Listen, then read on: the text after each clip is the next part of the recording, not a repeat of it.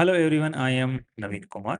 और यहाँ पर एक कंपनी है जिसका आईपीओ देखने को मिल रहा है। कंपनी का नाम है लीप इंडिया। इसका आईपीओ 7 अगस्त से 11 अगस्त के बीच में खुलेगा एंड यहाँ पर 159 का इन्होंने प्राइस सेट किया है और 7,000 करोड़ का पूरी कंपनी का वैल्यू लगाया है। और लगभग 2,480 करोड़ रुपीज उठा रहे हैं, जिसमें से 480 करोड़ ही कंपनी के पास में जा रहे हैं। बाकी के 2,000 करोड़ रुपीज कंपनी के promoters and initial share holders हैं, उनकी जेब में जा रहे हैं। अब थोड़ा बहुत पैसा जो टोटल मिला के, जिसमें सिर्फ 20% पैसा है टोटल इश्यू साइज का, वो जो पैसा जा रहा है उसका कंपनी क्या करने वाली है, उसका लोन चुकाने वाली है। अब 350 करोड़ से कंपनी के लोन चुकाने वाली है। बाकी जो पैसा है वो कंपनी के प्रमोटर्स एंड शेयर होल्डर की जेब में जा रहा है। अब क्या इतना ही लोन है कंपनी के ऊपर में? नहीं, कंपनी के ऊपर में आज के दिन 800 करोड़ का लोन है, 800 करोड़ का। और उसके अलावा जो शॉर्ट टर्म लोन है वो भी यहाँ पर 200 करोड़ का देना, टोटल मिला के 1000 करोड़ का लोन है। तो फिर भी प्रमोटर्स ने ये क्यों चूज़ किया कि हम कंपनी के अंदर में पैसे ना डालें और अपनी जेब में पैसे डालना पसंद करें? दैट मीन्स प्रमोटर्स जो हैं थोड़े से लालची हो रहे हैं यहाँ पे। दैट शोज़ कि इन्होंने जो वैल्यू है वो हाई से हाई लगाने की कोशिश की है डेफ़िनेटली। अब हाई से हाई लगाने का मतलब, कई बार हम बोलते हैं कि कंपनी ने पूरी कोशिश की है हाई लगाने की, फिर भी कंपनी का जो स्टॉक प्राइस होता है फिर भी वो 10%, 20%, 50% तक ऊपर उठ जाता है। अगर हाई से हाई लगाने की कोशिश की, इसका मतलब हम लोग को इस बार सोचते हैं कि यार ये जो एनालिस्ट लोग हैं, ये सही से वैल्यू नहीं लगाई है, जो लीड मैनेजर्स वगैरह होते हैं उनकी टीम ने। नहीं, ऐसा नहीं है। एक्चुअली क्या होता है ना कि हर आईपीओ आने से पहले अंडरराइटर्स की परमिशन लेनी पड़ती है। अंडरराइटर्स क्या होते हैं, वो बोलते हैं कि हम ज़्यादा से ज़्यादा इस कंपनी के जो शेयर्स होते हैं उसकी इतनी प्राइस दे सकते हैं। तो वो क्या करते हैं, वो एक मतलब एक लिख के देते हैं, लिखित में परमिशन देते हैं कि अगर आपके शेयर्स पब्लिक ने नहीं खरीदे या फिर आईपीओ में नहीं बिके इतना अमाउंट तक, तो हम आपसे खरीद लेंगे। तो वो एक प्राइस सेट करते हैं कि हम इससे ज़्यादा पे नहीं करेंगे आपको, राइट?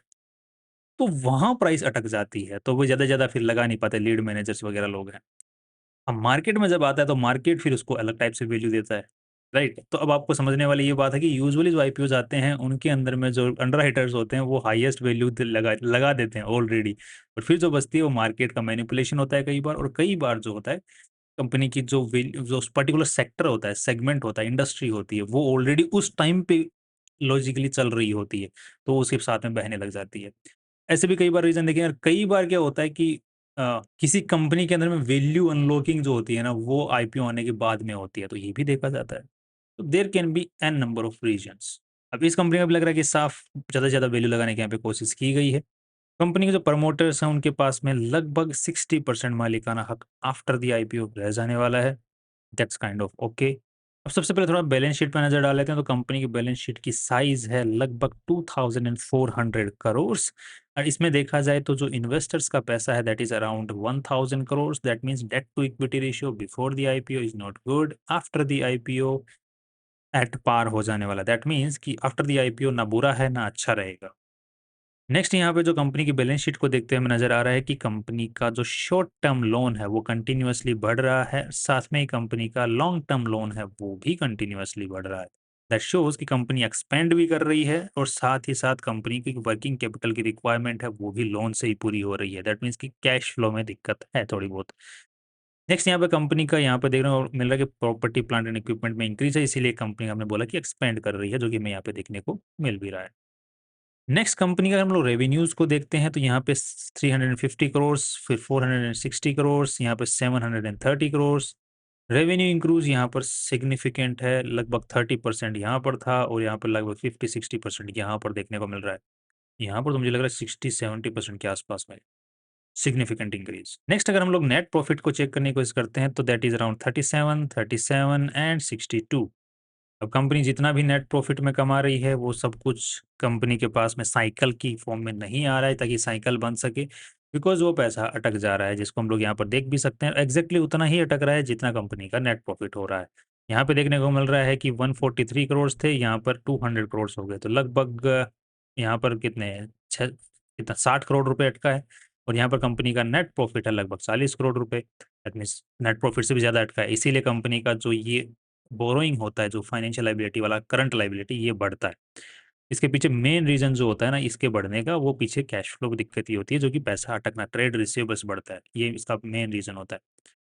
इस साल देखते हैं तो 62 करोड़ कमाए हैं। अगर हम लोग देखते हैं तो ट्रेड रिसीवेबल सेगमेंट के अंदर में सेम एग्ज़ैक्टली उतना ही 60 करोड़ रुपए फिर से अटक गया।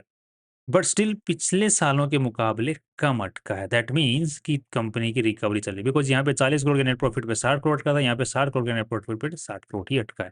दैट शोज़ कि आगे वाले जो आने वाला टाइम है उसके अंदर में company cash flow trade receivable wise जो पॉजिटिव हो जाए, तो कंपनी को जो लायबिलिटी है वो धीरे-धीरे कम हो जाए, पॉसिबिलिटी है।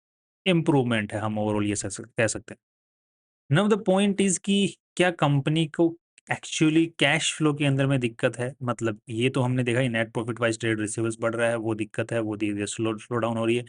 बट यहाँ पे एक्चुअली कैश में दिक्कत है क्या? क्योंकि यूजुअली क्या होता है कि कै यहाँ पे जो बैलेंस शीट में हम लोग देखते हैं, ट्रेड रिसीवेबल्स में हम ये जो पी-एन-एल स्टेटमेंट में देखते हैं, उसमें एक बड़ा पोर्शन होता है that is depreciation and amortisation, यहाँ पे 204 करोड़ है। राइट, तो ये नेट प्रॉफिट में तो इफ़ेक्ट करता है, बट ये कैश फ्लो में इफ़ेक्ट नहीं करता। इसकी वजह से अगर हम लोग कैश फ्लो स्टेटमेंट्स को देखेंगे तो यहाँ पे 204 करोड़ रुपए निकले हुए हैं। ये कैसे हुआ? तो आपने जैसे कई बिज़नेस आप लोग चालू करते हो, राइट? तो आपने लेट्स से कि इसने 2000 करोड़ रुपए इस कंपनी ने लगाए, इनिशियली जब चालू किया।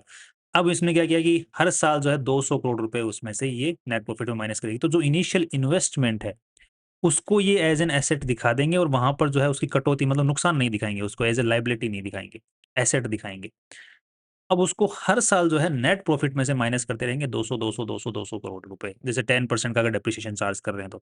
बट वो एक्चुअली कैश बाहर नहीं जा रहा, कैश तो शुरू में बाहर चला गया। बट नेट प्रॉफिट जो पी-एन-एल स्टेटमेंट है उसमें वो नेट प्रॉफिट मतलब नुकसान दिखाई देगा, बट एक्चुअली कंपनी के पास में कैश आ रहा होता है। इसीलिए कंपनी का हम लोग कैश फ्लो स्टेटमेंट देखेंगे तो यहाँ पे 260 करोड़ रुपए पॉजिटिव देखने को मिल रहा है। 200 करोड़ रुपए तो इसी की वजह से आ गए। तो या कंपनी का कैश फ्लो पॉजिटिवली पॉजिटिव है? यस, कंपनी का कैश फ्लो पॉजिटिवली पॉजिटिव है। अगर ये जो फाइनेंस कॉस्ट है, इसकी वजह से अगर ये कैश फ्लो पॉजिटिव होता, तो ये नेगेटिवली पॉजिटिव होता। बिकॉज़ फाइनेंस कॉस्ट का मतलब है कि इंटरेस्ट पेमेंट तो आपने यहाँ पे तो चलो दिखा दिया, बच गया। बट आप नीचे अगर आओगे तो यहाँ पे आपको पे करना पड़ेगा फाइनेंसिंग एक्टिविटी में आके, राइट? बट वो तो पे करना पड़ा ना अल्टीमेटली, कैश तो आपको। तो ओवरऑल बात, सारी बातों का मतलब यही है कि अभी तक कंपनी के जो नंबर्स हैं वो ठीक नज़र आ रहे हैं। नेक्स्ट, कंपनी के पास में आज के दिन ट्रेडमार्क रजिस्टर्ड नज़र आ रहे हैं, दैट इज़ गुड। कंपनी जो प्रॉपर्टीज़ यूज़ करती है वो सारे लीज़ होल्ड बेसिस पे हैं और ऑल ओवर इंडिया के अंदर मोस्टली सारे स्टेट्स में कंपनी के ऑफिसेज़ देखने को मिल रहे हैं। सारे नहीं, मतलब आधे। अब बेसिकली ये कंपनी जो है करती क्या है? अब मेरे को खुद को इस कंपनी का बिज़नेस मॉडल को जब समझा तो मेरे को 3 मतलब काफ़ी टाइम लग गया कि एक्चुअली ये भी कोई बिज़नेस हो सकता है क्या? बट जब हम इसको गहराई में समझते हैं तो आपको समझ में आता है कि yes, it can be a business and it is a business actually. अब ये कंपनी करती क्या है? तो ये कंपनी जो वुड की जो कैरेट्स होती हैं, ये वाली, ये किराए पे प्रोवाइड करती है। ये वाले जो क्रेट्स होते हैं प्लास्टिक के, ये सब कुछ किराए पे प्रोवाइड करती है। ये जो मशीन्स हैं, ये सब कुछ किराए पे प्रोवाइड करती है। अब इसका क्या बिज़नेस, मतलब कोई भी जो, अब ये किनके काम का है? तो ये जो मैन्युफैक्चरर्स होते हैं, वेयरहाउस वाले होते हैं, जो रिटेलर्स होते हैं, इनके सबके काम के, जिनका बहुत ज़्यादा सामान इधर से उधर जाता है। अब ये ट्रांसपोर्टेशन सर्विस नहीं प्रोवाइड करती है कंपनी, ये बेसिकली इनको किराए पे ही देती है, राइट? अब ये किस तरीके से काम करता है और ये जो मेन कस्टमर्स हैं, जो इनके कस्टमर कंपनी, वो खुद क्यों नहीं खरीद सकती? तो ये एक बार खरीदने का आइटम्स हैं। बट प्रॉब्लम कहाँ आती है कि अब जैसे कोई सामान है, आप मैन्युफैक्चरर को, राइट? उसका वेयरहाउस है, मैन्युफैक्चरिंग जो हब है वो तो गुजरात में है और उसका जो मेन एक दूसरा वेयरहाउस है वो दिल्ली में है। राइट? और तीसरा वेयरहाउस कोई चेन्नई में बैठा हुआ है, एक कहीं बैठा हुआ है, कहीं बैठा वेयरहाउस दूर-दूर है। तो अब क्या करेंगे, अगर यहाँ से कैरेट्स भेज दिए, तो वो वापस कैसे आएगा? राइट? यहाँ से किराए पे जो थर्ड पार्टी लॉजिस्टिक्स है, उस सर्विस को यूज़ करते हैं, क्रेट्स लोडिंग, अनलोडिंग के अंदर में इनकी ज़रूरत पड़ती है। कोई भी सामान लोड अगर आप मशीन से करोगे तो इन्हीं के थ्रू थ्रू होगा और बाकी जो आइटम होगा वो इनके थ्रू होगा। तो अब ये एक बार एक वेयरहाउस से दूसरे वेयरहाउस या रिटेलर्स के यहाँ पहुँचाना है, मैन्युफैक्चरर को या फिर वेयरहाउस वाले को रिटेलर्स के यहाँ सामान पहुँचाना है। राइट? तो इनके थ्रू पहुँचा दिया।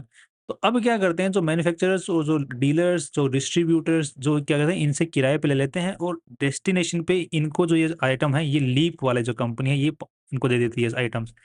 फिर वहाँ से डेस्टिनेशन पे ये छोड़ देते हैं, जो रिटेलर होता है वहीं पे। वहाँ से जो लीप वाली कंपनी है, इसके हर जगह ऑफिसेज़ हैं पूरे ऑल ओवर इंडिया के अंदर में, वहाँ से ये कलेक्ट कर लेती है। तो अब कस जो मैन्युफैक्चरर्स हैं उनके लिए काफ़ी आसान हो गया है। एक तो उनको मेंटेनेंस नहीं देना पड़ता, दूसरा उनको वापस इकट्ठे करने की टेंशन नहीं है और ट्रैकिंग प्रॉपर्ली कर पाते हैं। इनका आरएफआईडी से ट्रैकिंग हो जाती है हर पैकेज की। और अब तो इसका तो लॉजिक तो मेरे को समझ में आया, जब ये पॉइंट मेरे को समझ में आया कि हाँ, ये डिस्ट्रीब्यूशन से वापस कलेक्शन वाला और जो ट्रैकिंग का, सेफ्टी का ये इश्यू तो है, राइट? और ये टूटते-फूटते भी रहते हैं, तो ये भी इश्यू है। स्टोरेज का इश्यू है कि बाद में एक बार काम हो गया फिर स्टोर कहाँ करें इसको, वो इश्यू है। तो ये बड़ा बिज़नेस है, समझ में आती है बात। इनका कहाँ यूज़ है? तो अब ये जो जितने भी मैन्युफैक्चरर्स हैं, उनको ये मशीन्स वगैरह खरीदनी पड़ती हैं, तो इनका एक अलग से मेंटेनेंस होता है। अब मेंटेनेंस वालों को अलग से रखो, फिर ये मशीन्स रखो, इनिशियल इन्वेस्टमेंट दो, इससे बेटर है कि इनको किराए पे ले लो। तो ये इस तरीके से किराए पे चली हुई हैं। अब ये कंपनी ध्यान रखना खुद जो है वो ट्रांसपोर्टेशन सर्विस नहीं प्रोवाइड करती है, राइट? तो ये इनका पूरा बिज़नेस मॉडल आपको अच्छे से समझ में आ गया होगा। अब ये जो बिज़नेस मॉडल है, क्या ये एक्सपेंडेबल है? यस, आराम से। काफ़ी एक्सपेंडेबल है और जो हमने प्रॉफिट्स वगैरह देखे भी हैं और इसके अंदर में एक चीज़ जो आपने देखी होगी कि जो डेप्रिसिएशन चार्ज है वो ज़्यादा होता है। डेप्रिसिएशन आपने 200 करोड़ का डेप्रिसिएशन हर साल चार्ज कर रहे हैं ये। वो ज़्यादा होता है बिकॉज़ टूटना-फूटना ज़्यादा होता है। नेक्स्ट अब इनके पास में जो क्लाइंट्स हैं, आप क्लाइंट्स के नाम देख के तो खुद ही चौंक जाओगे कि कितने भारी-भारी क्लाइंट्स आज के दिन इनके साथ में जुड़े हुए हैं। ये कंपनी 2013 में ही खुली हुई है। आज के दिन इंडिया के अंदर में कोई लिस्टेड पीयर नहीं है इस कंपनी कॉम्पिटिशन के अंदर में। बट इन्होंने स्टिल अपने जो आरएचपी है इसमें जो इंटरनेशनल कॉम्पिटिटर्स हैं उनके बारे में अपने आप को कंपेयर करके दिखाया हुआ है। यहाँ पर आप लोग देख पा रहे हैं चेप नाम से, लॉस्काम, एलपीआर और ये लीप। ये बाकी जो कंपनियाँ हैं ये काफ़ी पुरानी हैं, ये 2013 की कंपनी है। और कौन-सी कंपनी का कितना बड़ा मार्केट शेयर है, तो इंडिया के अंदर में ये जो कंपनी है 90% मार्केट शेयर करके मतलब इस पर्टिकुलर सेगमेंट के अंदर में जिसमें पैलेट्स एंड कंटेनर्स आते हैं, इसका 90% मार्केट शेयर लेके बैठी हुई है। कस्टमर रिटेंशन 91% दैट मीन्स एक बार कस्टमर जुड़ गया, वो जुड़ गया। अब ये कंपनी इंडिया के अंदर में ही 100% काम करती है, इंडिया के बाहर इनका नहीं है कुछ भी और आज के दिन जो लगभग अ 1.5 करोड़ यूनिट्स जो हैं, वो इनकी सर्कुलेशन के अंदर में है। आज के दिन इनके लगभग साढ़े 4 करोड़ हैं, इनकी 8 करोड़ सर्कुलेशन में, इनकी 35 करोड़ यूनिट सर्कुलेशन के अंदर में। अब इनकी ने इतनी ज़्यादा ऑलरेडी सर्कुलेशन में इनकी जो ग्रोथ है वो 4.5 4% 3% इनकी ये और ये अभी क्या है कि बहुत ही कम सर्कुलेशन में जिसकी वज़ह से इसकी जो ग्रोथ है वो 33% की है। एबिटा मार्जिन इसके 51% है। दैट मीन्स कि मेन ऑपरेशन से जो इनकी कीमत का मतलब कमाई हो रही है वो 50% है जो कि इनकी 17, 18, 22, 30, 36% के आसपास में है, सबसे ज़्यादा कमा रही है ये। एबिटा की परसेंटेज के बाद में यूजुअली 2 ही कॉस्ट और जुड़ती हैं, जैसे 3 कॉस्ट और जुड़ती हैं, एक तो टैक्स की, एक डेप्रिसिएशन वाली और एक जो है लो जो ये इंटरेस्ट वाली।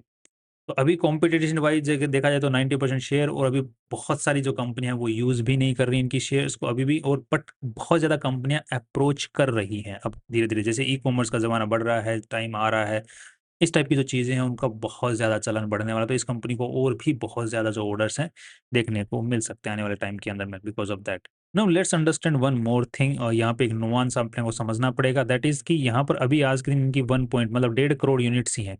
जब ये साढ़े 4 करोड़ यूनिट्स पहुँचेंगी लेट्स दैट कम्स अराउंड 3 गुना होंगे जब इनके टोटल सर्कुलेशन में यूनिट्स। अब यहाँ पे जो इनका रेवेन्यू है 3 गुना ज़्यादा के ऊपर में, तो वो हमारे मुकाबले अगर इसको अगर हम लोग 3 गुना करते भी हैं 8-8-24 तो लगभग ढाई करोड़ आता है, सॉरी 2500 करोड़ रेवेन्यू आता है।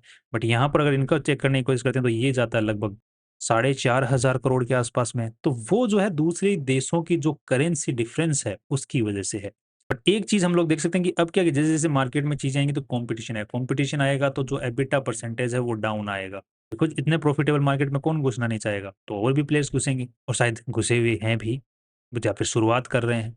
तो जब ये 3 गुना के ऊपर में होगी या 4 गुना के ऊपर में जाएगी अगले आने वाले 3 लेट्स से 3 इयर्स, 4 इयर्स के अंदर में, 4 इयर्स में पूरी उम्मीद है कि 2,500 करोड़ तक पहुँच जाएगी, तो तब इसका एबिटा परसेंटेज हैम्पर होगा बिकॉज़ ऑफ द कॉम्पिटिशन। तो लेट्स से कि ये कॉम्पिटिशन के मुकाबले अभी 50% है, तब 30% कमा रही होगी। तो 30% उसका निकल के आता है लगभग 750 करोड़, तब भी कंपनी जो मोस्ट प्रोबेबली जो है अच्छा खासा पैसा और खर्च कर रही होगी क्योंकि एसेट्स को है साइकिल पे रखना है और ज़्यादा लोगों को मतलब मार्केट को कैप्चर करना है बिकॉज़ अभी भी 90 जो ज्योग्राफीज़ है सिर्फ़ जिन लोकेशंस पे कंपनी अवेलेबल है उनका 90% कंपनी के पास में है बट और भी बहुत बड़ी ज्योग्राफी है। इनको तो हर जगह प्रेज़ेंट होना पड़ेगा जहाँ पे भी कंपनी की सप्लाइज़ हैं जिनके साथ में ये कनेक्ट करेंगे सप्लाइज़ को।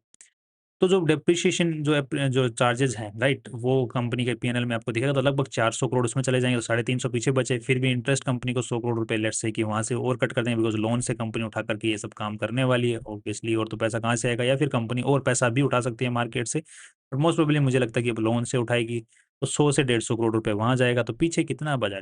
200 करोड़ रुपया, 200 करोड़ में से टैक्स जाएगा 25% तो पीछे कितने बचे? 150 करोड़ रुपए। कंपनी ने अपनी वैल्यू कितनी लगाई है 7,000 करोड़ रुपए। इसके हिसाब से देखा जाए तो लगभग 45-47 का पी रेशियो निकल के आता है फॉरवर्ड पीई। अब यहाँ पर अगर हम लोग आज के हिसाब से अगर चेक करने की कोशिश करते हैं कि आज कितना है तो यहाँ पर profit after tax is 62 crore तो लगभग लेट्स से कि ये तो 100 से ज़्यादा जा रहा है। 110 का पी रेशियो के आसपास में ज निकल रहा है। बट अब ओवरऑल जो कंपनी के बारे में जो राय बन रही है, वो मेरे हिसाब से तो काफ़ी पॉजिटिव बन रही है। बिकॉज़ प्रॉब्लम कि अब फ्यूचर में क्या है, कंपनी को एक्सपेंड करने के लिए कैश की अलग से मतलब लोन लेने की ज़रूरत नहीं पड़ेगी। क्यों लेनी पड़ेगी? बिकॉज़ डेप्रिसिएशन की व अब जो कंपनी ने लोन लिया है, राइट? उसको डेप्रिसिएशन में तो दिखा रही है। अल्टीमेटली जो हो चुका है, पैसा जा चुका है। बट अब जो रेवेन्यू आ रहा है, नेट प्रॉफिट, तो वो नेट प्रॉफिट में हमें नहीं दिख रहा, बट कंपनी के पास में तो कैश आ रहा है।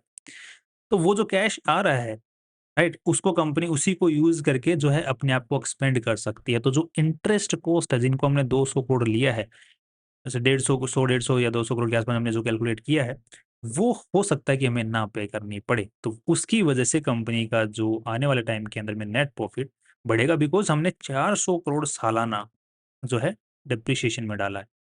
तो कैश रिच बिज़नेस है। ये जो नेट प्रॉफिट है, ये अकाउंटिंग की भाषा के अंदर में है।